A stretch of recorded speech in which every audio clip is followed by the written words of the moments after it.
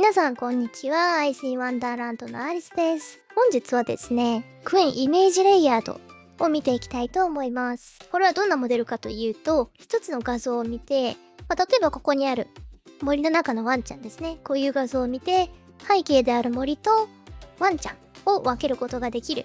レイヤー分けできるという画像モデルです。で、ワンちゃんの方はですね、背景透過画像として出力してくれるので、なかなかこういう背景透過画像をね、出してくれるモデルって今までなかったので、どんなものか見ていきたいと思います。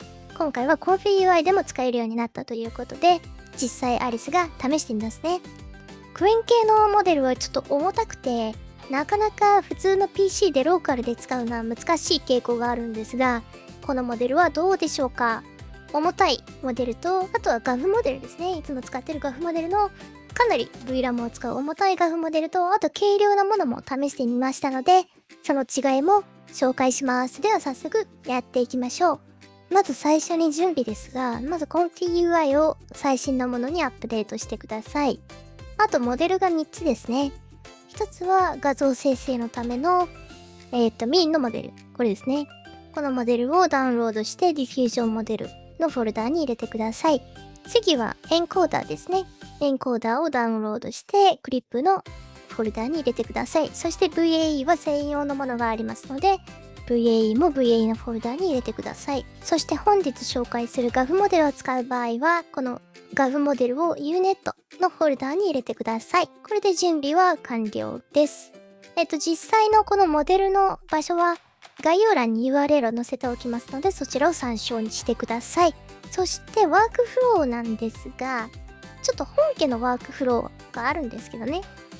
このテンプレートの中に、ここでクエンって入れていただくと、クエンイメージレイヤードというのがあるんですが、このワークフローがですね、モデルを選択できないというちょっと問題があって、多分単一のモデルで勝手に生成するというような感じだと思いますので、今回は、Config ビキというところにワークフローありました。これダウンロードができますので、こいつをダウンロードして、画像を生成していくということです。それでそのダウンロードしたワークフローがこちらになります。これですね。簡単に概要を言うと、まずモデルです。ここにダウンロードしたモデルを入れますが、今回は GAF モデルを使うので、これカスタムノードが必要ですね。GAF 用のカスタムノード。なんだったかな。ちょっとこれ見栄えが変わりましたね。カスタムノードマネージャーのインストールで、Config GAF。このカスタムノードが必要になります。このモデルローダーに関しては余白をダブルクリックして、UNET これ入れていただくと、UNET ローダー GAF というのが出てきます。今回こちらですね。こちらのこのレイヤード98っていうのは結構重たいモデルで、この94っていうのは比較的軽いんですが、今回まずじゃあ94から使っていきましょう。そしてこれがクリップ、エンコーダーですね。エンコーダーは特別なものではなく、以前このクエンのイメージエディットを使った方はそれと同じものです。これも結構重たいファイルですよね。こちらかな。エンコーダーだけでも、これはモデルですね。このモデル本家のものだと 40GB とか 20GB とかすごく重たいファイルになります。そして、テキストエンコーダーもこちらですけど、こっちもね、9.38GB あります。結構重たいですね。GAF モデルの方もこの際だから見ておきましょう。98一番重いのは 21.8GB。そしてもう一つ選んでるのがこれですね。94KS。スモールの94ですが、これでも 12.2GB ということで、結構重たいモデルになりますね。ではワークフローに戻りましょう。ワークフロー、クイックはいつも通り、ポジティブプロンプトとネガティブプロンプトに入れてます。このプロンプトはですね、私ここに2つのレイヤーに分けてって書いてあるんですけど、どうもプロンプトでレイヤーを選択することはできないようです。これは、この画像、掲示した画像を説明するだけのものらしいですね。だから入れても入れなくてもいいよみたいな感じのようです。そして VAE をつないでますね。で、参照画像から VAE のエンコーダーにつながって、特別なノードにつながって、K サンプラーに入って、そしてこちらで出力します。出力するノードは普通のセーブノードで OK です。私はこの前の動画で紹介した、自分で作ったセーブノードですね。カスタムセーブイメージクラスで表示していきます。これに関しては一つ前のアンチグラビティの動画で作成の仕方を紹介しているので、興味がある方は見てください。それではこちらに最後セーブイメージ、これか。デコーダーのものをつながってますね。こちらに移していきます。それでは早速やっていくのですが、最初はこの画像ではなくて、こちらでやっていきます。今回 1024×1024 ですが、実際もうちょっと小さいことは640ぐらいが推奨らしいですね。1024でやっちゃいます。これで準備は完了ですね。モデルをこっち繋がないとダメだね。で、こちらの本家のものは、ちょっとバイパスしておきます。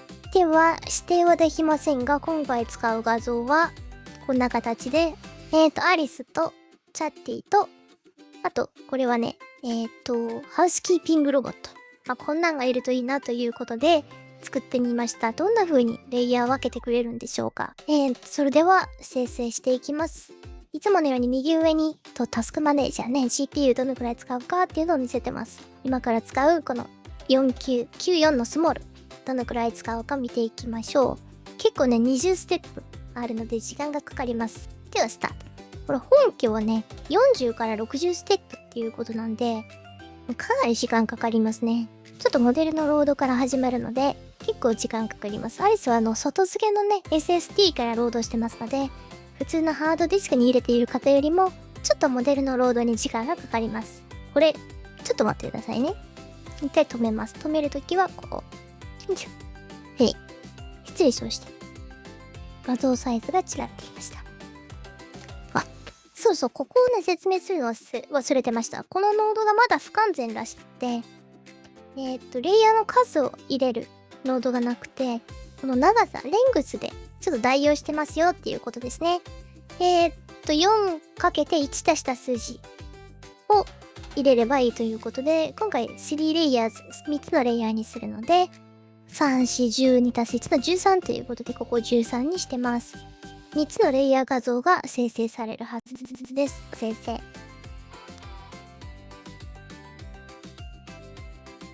今画像が生成されました。時間はですね、計算プラーで345秒ですから、かなり時間かかってますね。6636分近くかかっています。で、出来上がった画像がこちらになります。元画像と背景の画像、ちょっと消えたところがぼんやりはしてますが、背景の画像。そして、ロボットとチャッティ。結構これすごいのはですね、この髪の毛のところも綺麗に、まず綺麗に抜いてますね。ちょっとロボットの手がなくなっちゃいましたけど、それはどこに行っているかというと、このアリスと一緒になっちゃいましたね。アリスと、ロボットの手がなぜか一緒ということになります。これちょっとアルファの背景、どのぐらい綺麗に抜けているのかを見ていきます。こちらがね、今生成されたアリスの画像になります。アリスと、あとロボットの手ですね、が入ってる絵ですが、白の画像背景を入れるとこんな感じで、ちょっとね、もやもやっとしたのが入っちゃっているのがわかると思います。すごく、綺麗に抜けているかというと、ちょっとね、問題があると。完全な背面が透過しているというわけではないですね。少しもやもやとしたのが残っているというのが結果でした。こちらの、こちらも一緒ですね。チャッティとロボットの方もちょっともやもやしたのが残っているというような結果です。ただ文字とかもね、綺麗に抜けているのでなかなかすごいなと思いますが、こういう結果でした。では、ちょっと上位のモデルだとどうかっていうのを見ていきましょう。今このシード値フィックスにしてるので同じようなものができると思いますが、ちょっとモデルの方を変えていきます。次は画フモデルの98ですね。今94でもVRAM25GB ぐらいまでいってましたね。アリスの場合は動画撮影を同時にしてるので、ちょっと初期で使っている容量があるので正確ではないですが、結構使いますね。重たいモデルであることは知っていましたが、結構使いました。では次は98のモデルですね。ガウモデルの98を使っていこうと思います。94とどのような違いが出るのかっていうのを見ていきましょう。今画像が生成されました。VRAM の仕様がですね、意外と変わらなかったですね。25GB。そして、時間の方も350秒でほとんど変わらずという結果でした。画フモデルの、94と98ほとんど変わらなかったですね。そして、画像の方ですが、今回はこんな形で、ちょっとこのアリスとか、チャッティの周りにもやもやっとしたのが残ってますけれども、ちょっとフォトショップで確認していきましょう。まずこれがチャッティの画像になります。足がちょっと消えちゃってますね。先ほどの背景白をちょっと入れてみます。こちらの方はですね、先ほどと違ってもやもやしたものはないですね。ですから、これ何回か試しましたけど、もやもやはなくて、そして綺麗に抜けるときは綺麗に抜けますので、ちょっとガチャ要素があるかなと思います。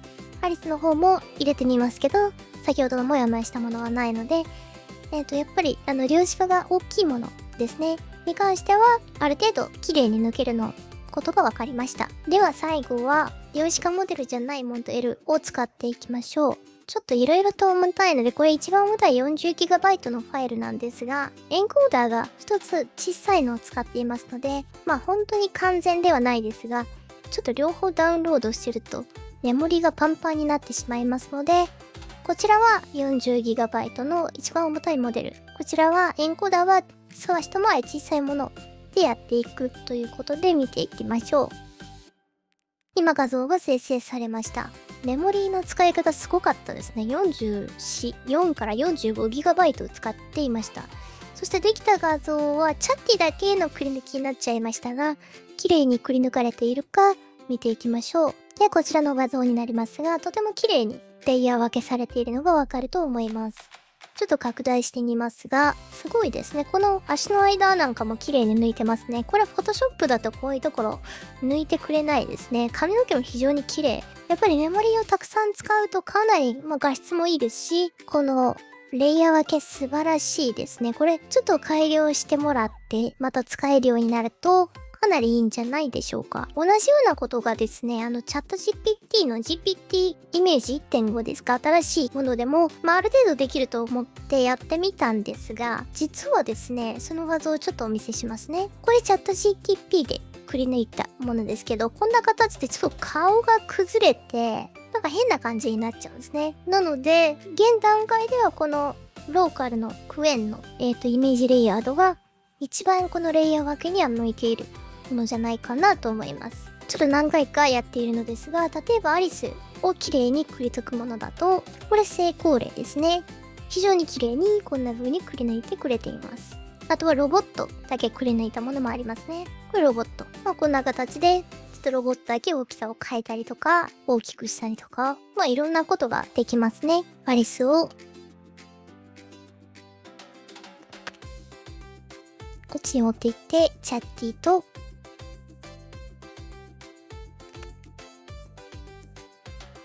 入れ替えたりなんてことも自由自在にできてしまいます。さて今日はクエンイメージレイヤードを見ていきました。